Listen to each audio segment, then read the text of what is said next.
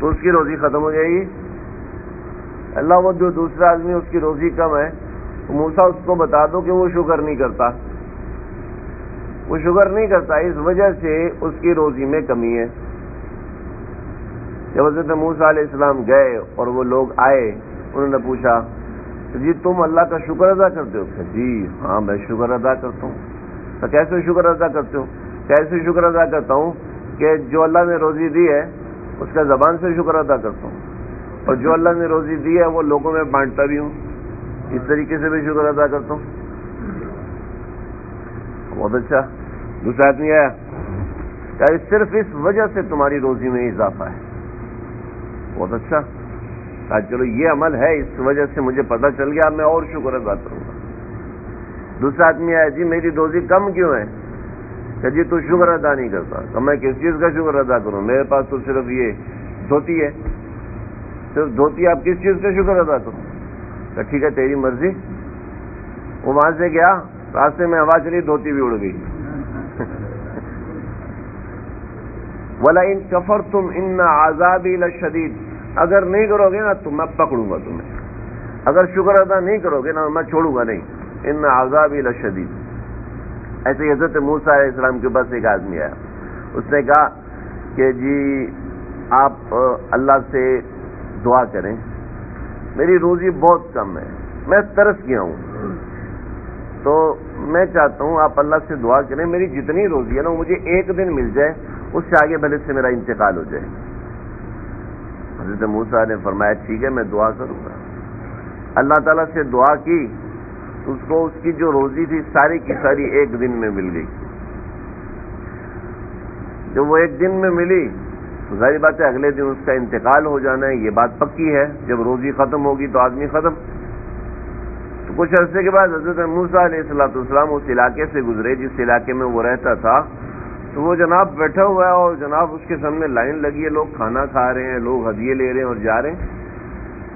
حضرت موسیٰ بڑے حیران ہوئے، اللہ تعالیٰ سے پوچھا اللہ جی اس کی روزی تو ایک دن دے دی تھی آپ نے، یہ روزی سال کے بعد بھی چل رہی ہے، یہ کیا مسئلہ ہے؟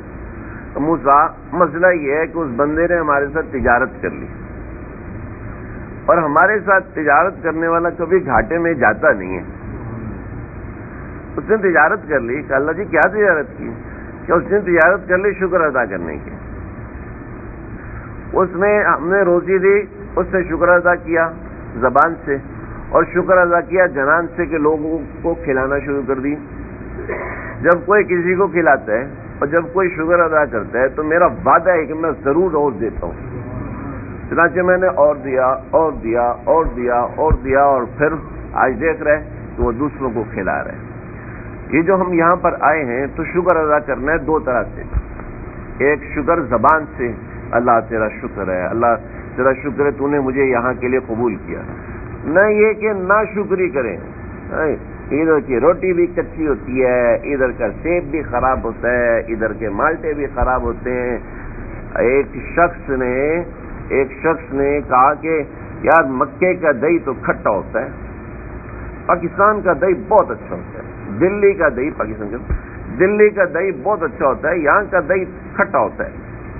ہندوستان پاکستان میں تو دودھ بہت زیادہ ہوتے ہیں نا، تو یہاں کا دہی تو ایسے، وہاں کا دہی بہت اچھا. ہاتھ میں نبی صلی اللہ علیہ وسلم کی اجازت ہوئی، تو نے ہماری جگہ کے بارے میں ایسی بات کہی، جا اب ہم تجھے نکال رہے ہیں یہاں سے. اور اس نے بڑی معافی مانگی لیکن نہیں ہوئی معافی. اس کو حالات ایسے بنے کہ اس کو مکہ مدینہ چھوڑنا پڑا. وہ زبان سے کوئی ناشکری کا جملہ نہ نکالے.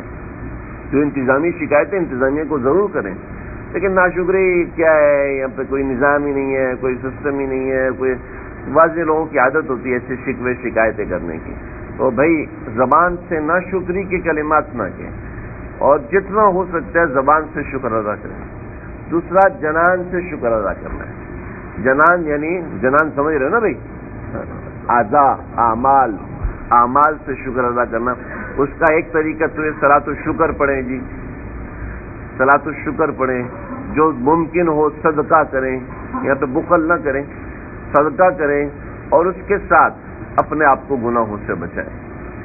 گناہوں سے بچنا یہ سب سے یہ سب سے بڑا شکر ہے، سب سے بڑا شکر گناہوں سے بچنا۔ تو میں یہ بتا رہا تھا کہ شکر کرنے سے اللہ تعالیٰ بندے کے اعمال میں، بندے کے دینے میں، بندے کے معاملات میں اللہ تعالیٰ اضافہ فرماتے ہیں، ٹھیک ہے۔ تو یہ اپنے ذمے ایک کام لگا لیجئے کہ روزانہ زبان سے کم از کم اللہ کا شکر ادا کرنا ہے۔ لَإِن شَكَرْتُمْ لَأَزِيدَنَّكُمْ، اگر شکر کرو گے تو اور دوں گا۔ بات میں یہ کر رہا تھا کہ حج اللہ نے ہم کو دیا، حج یہاں آنے کی سعادت اللہ نے ہم کو دی۔ جو کوئی شخص مریض ہے نا، ہمارے ایک سفر کے اندر ایک شخص مریض تھا، ایسا مریض ہوا کہ اس کے دماغ پہ اٹیک ہوا۔ تو کوئی ایسا شخص ہے تو اس کو تسلی دیں۔ تو مریض لوگ تو ظاہر بات ہے نیچے آ نہیں سکتے، یا آ سکتے ہیں تو بیٹھ نہیں سکتے۔ آپ کے ساتھ اگر کوئی مریض ہے، کوئی پریشان حال آدمی ہے تو اس کو تسلی دیں۔ ہمارے سفر میں ایک دفعہ ایسے ہوا کہ ایک شخص کو دماغ پہ اٹیک ہوا۔ اٹیک ہونے کی وجہ سے وہ یہاں سے اس کو جدہ جانا پڑا اور وہاں پہ اس کا آپریشن ہوا۔ تو آج کے دنوں میں تقریباً 8 ذی الحج کو اس کا آپریشن تھا، 9 کو وہ بے ہوش تھا۔ تو حج کے بعد میں اس کی عیادت کے لیے حاضر ہوا، تو وہ وہاں پہ بیٹھا نا، اتنا ڈپریشن کا مریض بن چکا تھا۔ میں کیا ہوا کہ اللہ نے مجھے مردود کر دیا، اللہ نے مجھے یہاں سے نکال دیا۔ تو بھائی یہ بھی کوئی مسئلہ نہیں ہے، میں نے اللہ نے دل میں ڈالا، مجھے تو کچھ نہیں آتا، اللہ نے دل میں ڈالا۔ میں نے کہا بھائی 6 ہجری میں ہمارے آقا صلی اللہ علیہ وسلم کو واپس کر دیا، تو کیا وہ مردود ہوئے تھے؟ نہیں نہیں نہیں، یہاں سے نسبت رکھنے والا کوئی بھی مردود نہیں ہے۔ یہاں پہ صرف آ جانا، کوئی شخص طواف کرنے نہیں جا سکتا، کوئی شخص حرم میں نمازیں پڑھنے نہیں جا سکتا، کوئی بات نہیں۔ کوئی شخص حرم میں جمعہ پڑھنے نہیں جا سکتا، کوئی عذر ہے، کوئی مسئلہ ہے، پیسوں کا مسئلہ ہے، آنے جانے کا مسئلہ ہے، کسی کی والدہ ہے، کسی کی بہن ہے بیمار ہے، کوئی خود بیمار ہے، یہاں پہ آنے والا شکی ہو ہی نہیں سکتا، سمجھ رہے ہو؟ جس کو اللہ اتنی دور سے بلا رہے ہیں، یہاں پہ آنے والا شکی نہیں ہو، بدبخت نہیں ہو، جیسے میں یہاں بہت بڑا بدبخت آدمی ہوں، میرے یہاں پہ آنے والا بدبخت نہیں ہو سکتا، سمجھ رہے ہو؟ یہاں پہ آنے والا، اللہ نے شہر کی قسمیں کھائی ہیں، والتین والزیتون وطور سینین وہذا البلد الامین، مجھے اس مبارک شہر کی قسم ہے، اللہ نے جس جگہ کی قسم کھائی ہے۔ اور اس شہر میں علماء فرماتے ہیں جہاں پر بھی آپ نماز پڑھیں آپ کو 1 لاکھ کا ثواب ملے گا، جس جگہ بھی نماز پڑھو گے آپ کو 1 لاکھ کا ثواب ملے گا۔ تو یہاں پر آنے سے کوئی شخص محروم نہیں ہوتا، ٹھیک ہے؟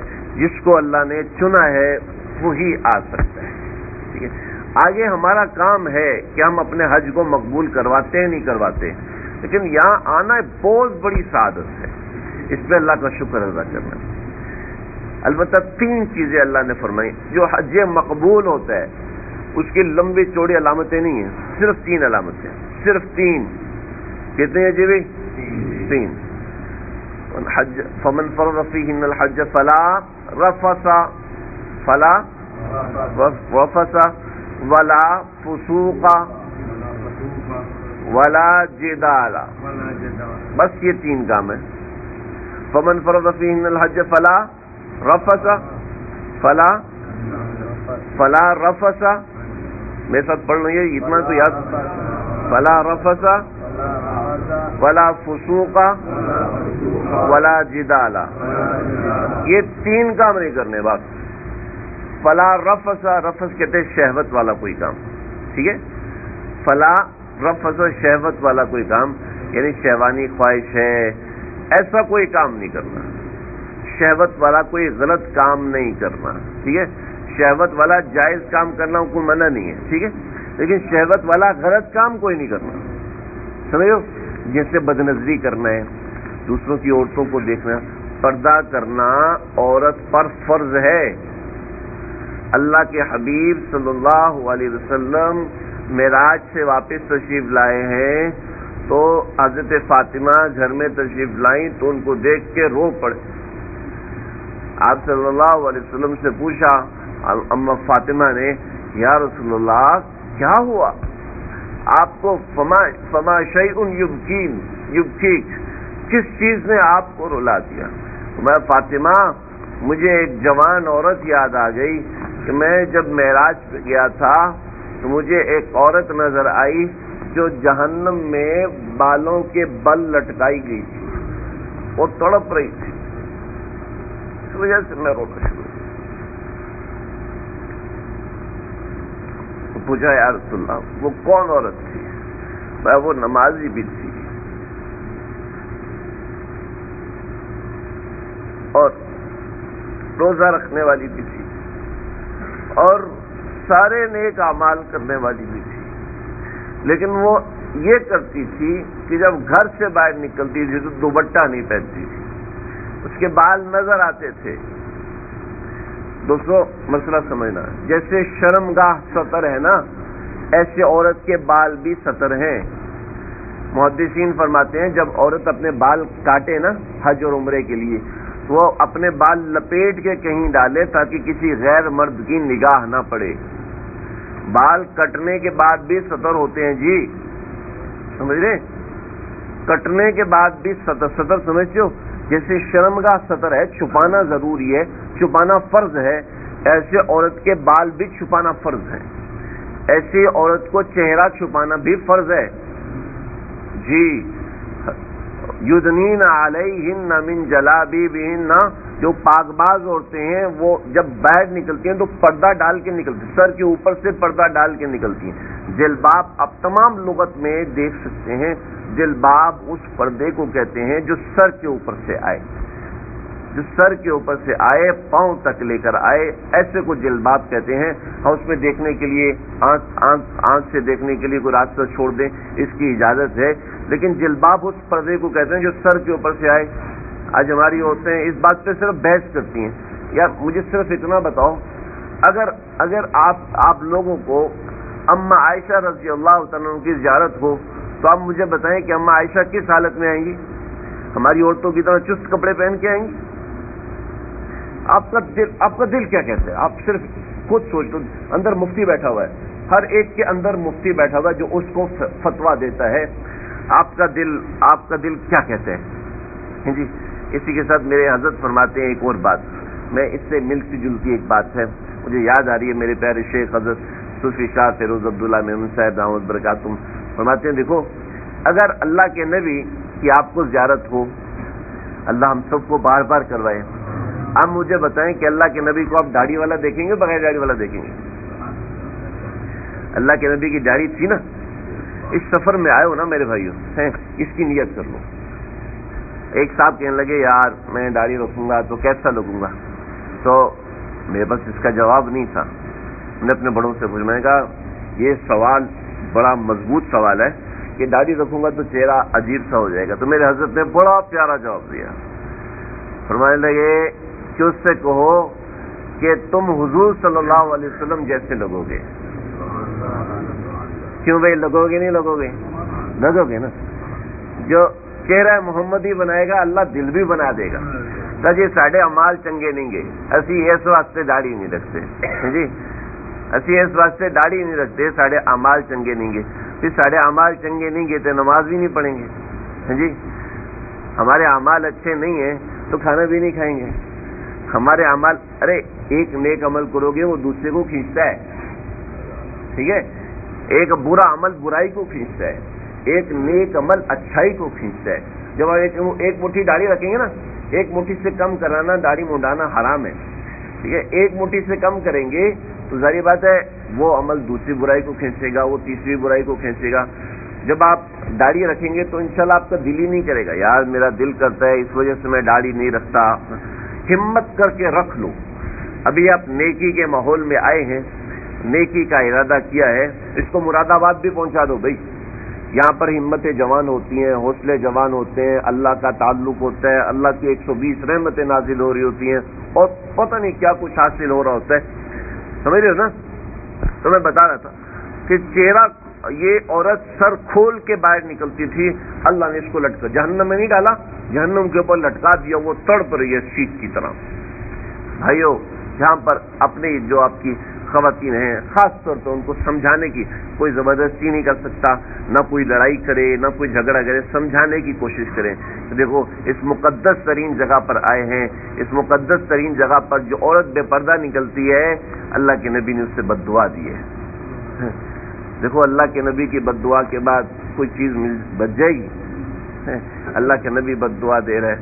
یہ ہمارے لیے قابل رحم ہے کہ ہمارے اوپر آقا کی بد دعا پڑے۔ انا للہ و انا الیہ، اللہ ہم سب کی حفاظت فرمائے۔ لعن اللہ، مشکات شریف کی روایت ہے، لعن اللہ، اے اللہ اس بندے کو دور کر دے اپنی رحمت سے جو الناظرہ، جو غیر محرم کو دیکھتا ہے، چاہے ٹی وی پر دیکھے، چاہے موبائل پر دیکھے، چاہے فلم میں دیکھے، چاہے حرم میں دیکھے، چاہے مکے میں دیکھے، چاہے پاکستان میں دیکھے، چچا زاد، مامو زاد، پھپھی زاد یہاں سے جاتے ہیں، ان سے ہاتھ ملاتے ہیں، جی میں حج کا نور ٹرانسفر کر رہا ہوں۔ جب تک ان کو دیکھیں گے نہیں اس وقت تک قیامت کے دن دعا کیسے کریں گے ان کے لیے؟ انا للہ و انا الیہ راجعون۔ شریعت کو مذاق نہیں بنانا بھائی، سمجھ رہے ہو نا میرے بھائیو؟ تو چچا زاد، مامو زاد یہ نامحرم ہے۔ ہمیں ہمارے ساتھ ایک بہت بڑا ظلم ہوتا ہے، خاص طور پہ ہم پاکستانیوں کے ساتھ ظلم یہ ہوتا ہے کہ ہمیں بتایا نہیں جاتا۔ یہاں پر جب حج کے موقع پر یا کسی ایسے موقع پر جب بتاتے ہیں نا کہ چچا زاد، مامو زاد، پھوپھی زاد سے پردہ فرض ہے، تمہیں تو پتہ ہی نہیں سی، آج تو کسی نے بتایا نہیں۔ مسئلہ یہ کہ بتانے والے خود بھی نہیں کرتے تو آپ کو کیوں بتائیں گے؟ ہاں جی، چچا زاد، سالی سے پردہ ہے، الہم والموت، یہاں پہ سالی کو سفر کراتے ہیں۔ دیکھو میں صرف اپنی بات نہیں کر رہا، آپ میں سے جو لوگ پڑھے لکھے ہیں ان سے پوچھ رہے کہ حالات کیا ہیں۔ ارے جو اخبار پڑھتے ہیں نا وہ بھی جانتے ہیں کہ سالی کے ساتھ بھاگ گیا، سالی کے ساتھ غلط کام کر لیا۔ اللہ کے نبی نے فرمایا فلانی سے چچا کی بیٹی سے پردہ، ماموں کی بیٹی سے پردہ۔ یا رسول اللہ کیا سالی سے بھی پردہ ہے؟ فرمایا الہم، جو دیور اور بہنوئی، الہم الموت، یہ تو موت کی طرح خطرناک ہے۔ یعنی اس کے اندر تنہائی ہوگی تو جیسے موت آ گئی، ہمارے ایمان کو موت آ جائے گی، یعنی کہ بندہ مر جائے گا، ایمان کو موت آ جائے گی اگر سالی سے اگر سالی سے پردہ نہیں کرے گا، اگر عورت اپنے بہنوئی سے پردہ نہیں کرے گی تو سمجھ لو ایمان کی موت آ جائے گی۔ اللہ کے نبی ترمذی شریف کی روایت ہے، میں کوئی ایسی نہیں بتا رہا بھائی اس چیز کو سمجھیں، اس چیز کو سیکھیں، شریعت کو سیکھنے کی کوشش کریں۔ تو یہ پردہ عورت پر فرض ہے، یہ مولویوں کی باتیں نہیں ہیں، مولا کی باتیں ہیں۔ کہتے جی مولوی نے گل بڑھائی ہے، مولوی نے گل بڑھائی نہیں جی، مولوی نے گل بتائی ہے، بس ہم صرف آپ کو قرآن اور حدیث بتا رہے ہیں، ہم کوئی بنا نہیں رہے۔ کوئی ایک مسئلہ، آج تقریباً تیسرا دن ہے، ایک صاحب نے ایک مسئلہ پوچھا ہوا ہے، کسی خاتون اپنی گھر والی کا مسئلہ پوچھا ہوا ہے، ابھی تک ہم تقریباً 4 مفتیان کرام لگے ہوئے مسئلے کا حل ابھی تک نہیں آیا۔ کیوں نہیں آیا؟ اگر ہم نے ایسے ہی بتاؤ جاؤ نمازیں پڑھو جی، ابھی رک جاؤ 3 دن تک صبر کرو، ابھی تک ہم مسئلے کی تلاش کر رہے ہیں، تقریباً 3-4 مفتیان کرام مسئلہ ڈھونڈ رہے ہیں، اگر ایسا ہوتا تو ہم کب کا بتا دیتے۔ مولوی مسئلہ بناتا نہیں ہے، مولوی مسئلہ بتاتا ہے، بس ہماری حیثیت کچھ بھی نہیں ہے، اصل تو عمل بندے کا اور اللہ کا ہے، اصل تو عمل آپ کا ہے۔ تو یہ پردے کا مسئلہ کوئی بنا نہیں رہا، ہم صرف بتا رہے ہیں، آپ کو بتا رہے ہیں، قرآن سے بتا رہے ہیں، حدیث سے بتا رہے ہیں۔ اللہ کے نبی نے اتنی سختی فرمائی ہے پردے کے اوپر۔ اللہ کے نبی سے پوچھا یا رسول اللہ آپ کی امت کی خاصیت کیا ہے؟ فرمایا میری امت کی جیسے بنی اسرائیل کی خاصیت تھی کہ وہ بڑے عبادت گزار تھے، حضرت موسیٰ علیہ السلام کی امت کی خاصیت تھی کہ وہ بڑے پاک صاف رہتے تھے۔ میری امت کی خاصیت ہے کہ میری امت کی عورت کی نظر میں حیا ہوگی۔ عورت کی نظر میں حیا ہوتی ہے نا جی، ہوتی ہے، لیکن اس کو تعلیم غلط کر دیا، اس کی ڈائریکشن غلط کر دی، اس کی ڈائیورشن کر دی کہ چہرہ کھول کے نکلو، یہ کوئی بے پردگی نہیں ہے، آپ ٹائٹ کپڑے پہن کے نکلو، ٹائٹس پہنے ہوئے عورتوں نے پینٹ پہنی ہوئی ہے۔ آپ مجھے بتاؤ آپ کے ساتھ یہ بڑی عمر کے لوگ بیٹھے ہیں جو 50 سال سے اوپر کے ہیں، ان سے پوچھو کہ آج سے 50 سال پہلے اس طرح کا لباس شریف عورتیں پہنتی تھیں؟ ناچنے والی کو کیا کہتے تھے؟ ناچنے والی کو جی کیا کہتے تھے؟ شکنجی کہتے تھے نا، ہے نا، اور آج کیا کہتے ہیں؟ آج تو فین ہے جی، آج تو ہم اس کے فین، وہ تو بڑی جینیس ہے، وہ تو بڑی فلانی ہے۔ جو برے لقب تھے وہ اچھے القاب میں تبدیل ہونا شروع ہو گئے ہیں۔ بھئی فتنوں کا زمانہ ہے۔ میں یہ نہیں کہہ رہا کہ یہ لوگ قابل نفرت ہیں، یہ لوگ قابل محبت ہیں، قابل رحم ہیں، ان سے محبت کر کے ان تک صحیح بات پہنچائی جائے۔ خیر ہم تو یہ کہہ رہے ہیں کہ ہم اپنے گھروں کو صحیح کریں، ٹھیک ہے، اپنے گھروں میں محبت سے، پیار سے ذہن بنائیں۔ ہمارے پاس حضرت والا کی کتابیں ہیں، آپ ہمارے کمرے سے بھی لے سکتے ہیں۔ 509 میں ہمارے پاس کتابیں رکھی ہوئی ہیں، جو جتنی بھی کتابیں چاہے ہم سے لے سکتا ہے، ان مختلف موضوعات کے اوپر ہوں، اور مفت میں لے سکتا ہے بھائی، اور کہیں گے تو ہم انشاءاللہ یہاں بھی تقسیم کرا دیں گے۔ تو یہ ہے کہ حج کے اندر اس چیز کا خیال رکھنا۔ تو سب سے پہلی چیز کیا ہے جی؟ فلا رفث، بدنظری، شہوانی چیزوں سے اپنے آپ کو بچانا ہے، ٹھیک ہے جی، نمبر 1۔ نمبر 2، ولا فسوق، کہ جی ولا فسوق، فسق کہتے ہیں وہ گناہ جو سر عام کیا جائے، ٹھیک ہے جی، وہ گناہ جو سر عام کیا جائے، اس گناہ سے دیکھو جیسے کہ زبان گندی کرنا، جھوٹ بولنا، گانا سننا، اور بہت ہی معافی کے ساتھ داڑھی کٹوانا، ٹھیک ہے، عورت کا بے پردہ نکلنا، یہ فسوق کے اندر آتا ہے۔ گالی دینا یہ بھی فسق ہے، سمجھ لو، کسی کو تانا دینا یہ بھی فسق ہے، ناشکری کرنا یہ بھی فسق ہے، سمجھ رہے؟ ولا فسوق، سمجھ گئے نا؟ ولا فسوق کا مطلب کتنے عمل ہوئے جی؟ 2 ہوئے۔ فلا رفث، شہوت والا کوئی کام نہیں کرنا، ولا فسوق، کوئی ایسا گناہ نہیں کرنا جو کہ گناہ کبیرہ کہلاتا ہے، ٹھیک ہے، گالی دینا، جھوٹ بولنا، بہتان لگانا، غیبت کرنا، ٹھیک ہے، عورت کا بے پردہ نکلنا، ٹھیک ہے، نماز چھوڑ دینا۔ 24 گھنٹے کا ہے، بعض کہتے ہیں کہ ہم سے آگے معاف ہو جاتا ہے، سب بہن۔ یہ پردے کا حکم تو 24 گھنٹے کا نا، پردے کا حکم صرف حج کا نہیں ہے، پردے کا حکم صرف گھر کا نہیں ہے، ٹھیک ہے جی۔ ولا فسوق کا 2 عمل ہو گئے۔ نمبر 3، ولا جدال، یہاں پہ آ کے لڑائی نہیں کرنی، ٹھیک ہے جی۔ یہ اس میں میں کل تفصیل سے بتا چکا ہوں، اس کو مزید تفصیل سے بتانے کی ضرورت نہیں۔ ولا جدال، یہاں پہ لڑائی نہیں کرنی، جدال کہتے ہیں لڑائی کرنے کو، تو ولا جدال، لڑائی نہیں کرنی، کس کے ساتھ نہیں کرنی؟ گروپ والوں کے ساتھ نہیں جی، انتظامیہ والوں، نہ اپنے گھر والی کے ساتھ، نہ اپنے گھر والوں کے ساتھ، ٹھیک ہے، نہ اپنے دوسرے کمرے والوں کے ساتھ، نہ یہاں سے جب مینا جا رہے ہو تو سیٹ نہیں ملتی تو لوگ ٹینشن میں آ جاتے ہیں تو لڑائی کرنا شروع ہو جاتے ہیں، ولا غصہ نہیں کرنا، سمجھ رہے ہو؟ ایک حدیث سنا کے ختم کرتا ہوں۔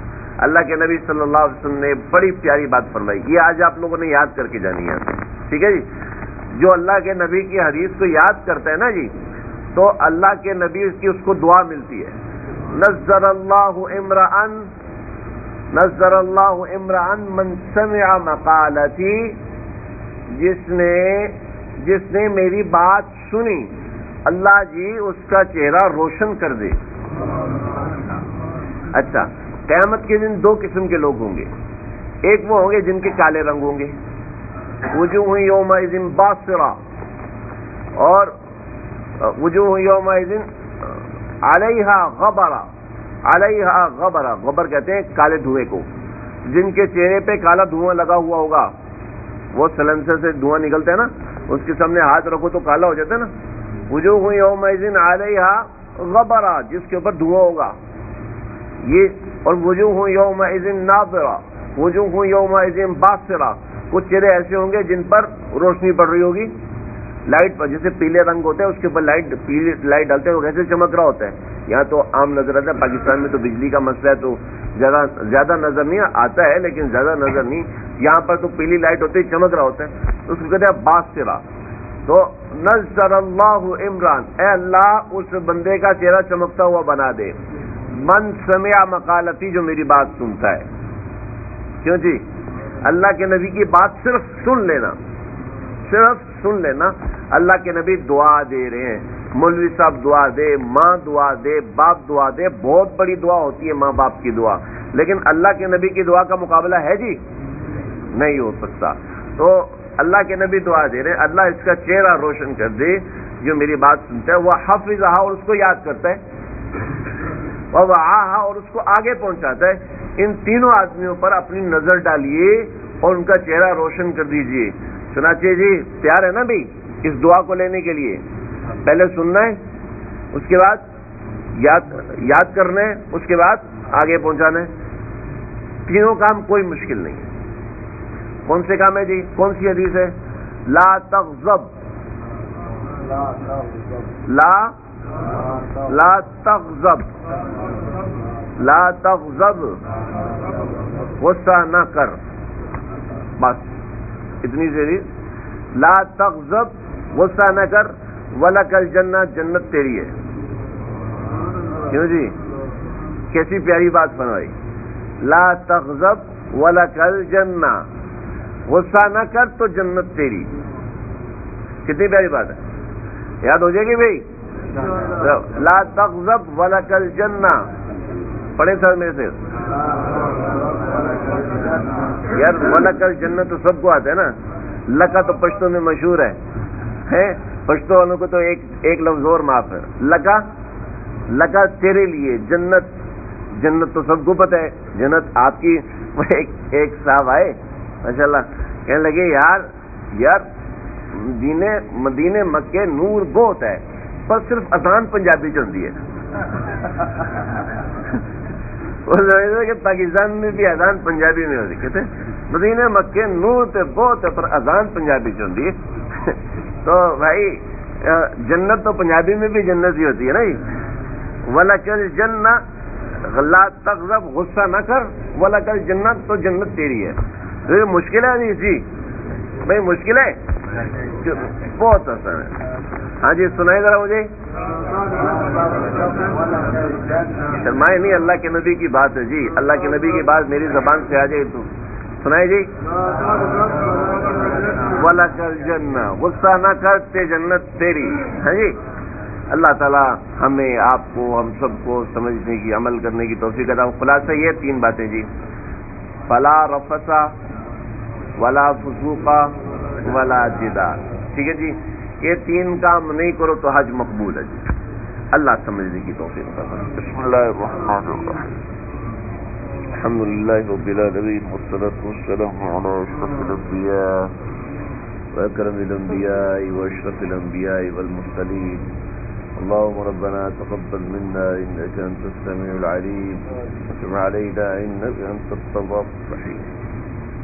اے اللہ جی جو بیٹھے ہیں اس کو قبول فرما لیجیے، اپنی بارگاہ میں قبول فرما لیجیے، آپ نے اپنا نام لینے کی توفیق عطا فرمائی، اس کو دل میں اتار دیجیے، اس کو سینوں میں بسا دیجیے، اس کو اپنے تعلق کا ذریعہ بنائیے، اپنے پیار کا ذریعہ بنائیے، حج کے آداب پورے کرنے والا بنائیے، اپنے پیار کی دولت عطا فرمائیے، اپنے تعلق کی دولت عطا فرمائیے، یہاں سے محروم نہ جائیں اللہ، یہاں سے محروم نہ جائیں، نیکی کی توفیق دیجیے، برائی سے ہم کو بچائیے، جو آپ نے تین حکم دیے ان سے بچنے کی توفیق عطا فرمائیے۔